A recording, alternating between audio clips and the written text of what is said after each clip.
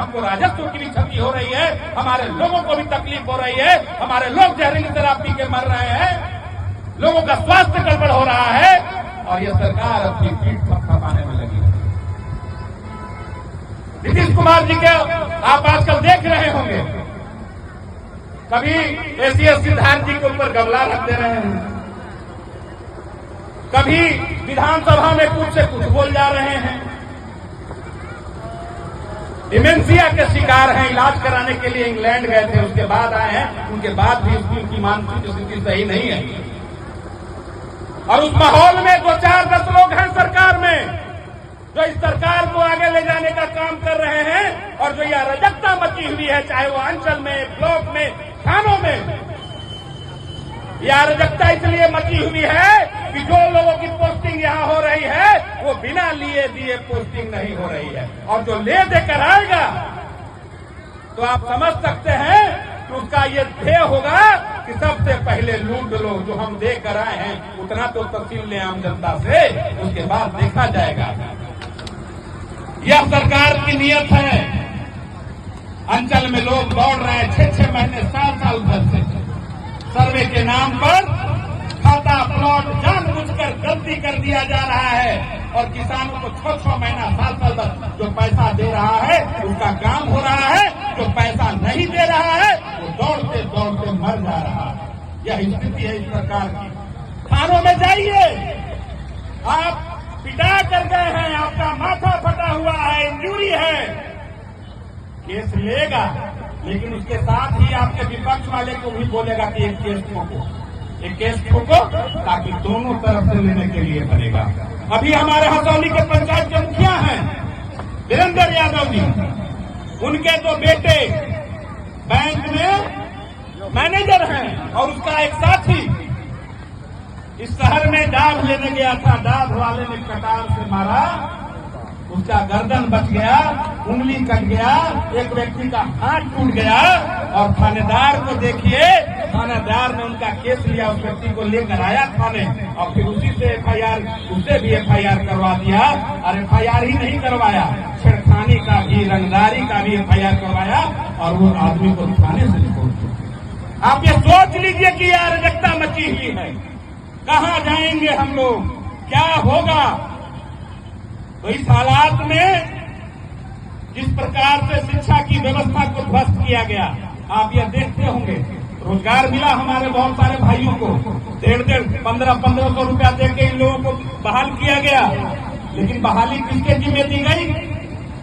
वैसे भी लोगों ने बहाली की जिनको कोई पढ़ाई लिखाई से मतलब नहीं था, ना उनकी कोई परीक्षा हुई, मार्क्स बेसिस पर रख लिया गया। स्थिति यह हुई कि जो शिक्षा व्यवस्था कांग्रेस की सरकार में थी,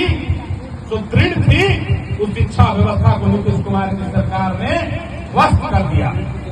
और ध्वस्त करने के बाद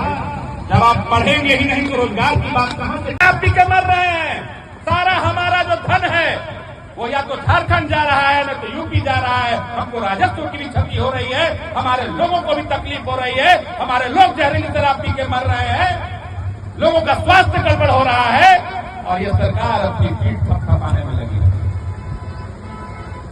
नीतीश कुमार जी के आप आजकल देख रहे होंगे, कभी एसीएस सिद्धार्थ जी के ऊपर गमला रख दे रहे हैं, कभी विधानसभा में कुछ से कुछ बोल जा रहे हैं, डिमेंशिया के शिकार हैं, इलाज कराने के लिए इंग्लैंड गए थे, उसके बाद आए हैं, उनके बाद भी उनकी मानसिक स्थिति सही नहीं है। और उस माहौल में 2-4-10 लोग हैं सरकार में जो इस सरकार को आगे ले जाने का काम कर रहे हैं और जो यह अराजकता मची हुई है, चाहे वो अंचल में, ब्लॉक में, थानों में, यह अराजकता इसलिए मची हुई है कि जो लोगों की पोस्टिंग यहां हो रही है वो बिना लिए दिए पोस्टिंग नहीं हो रही है, और जो ले देकर आएगा तो आप समझ सकते हैं कि उसका ये ध्येय होगा कि सबसे पहले लूट लो, जो हम देकर आए हैं उतना तो तहसील ले आम जनता से, उसके बाद देखा जाएगा। यह सरकार की नीयत है। अंचल में लोग दौड़ रहे हैं 6-6 महीने, साल भर से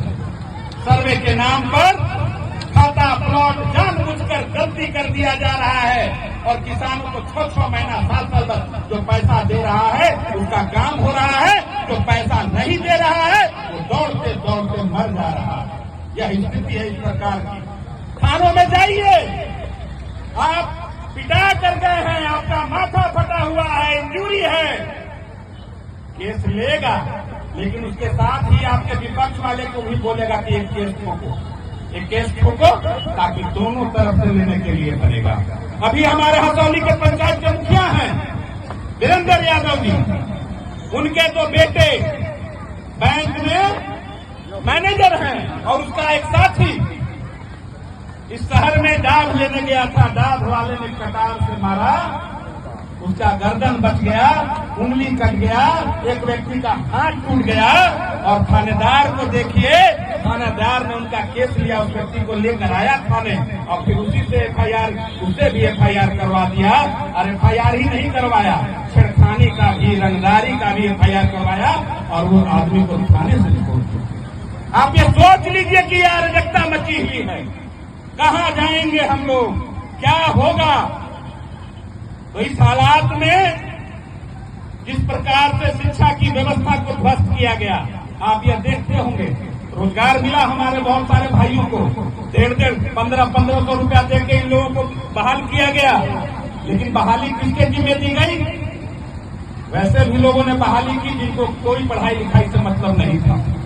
ना उनकी कोई परीक्षा हुई, मार्क्स बेसिस पर रख लिया गया।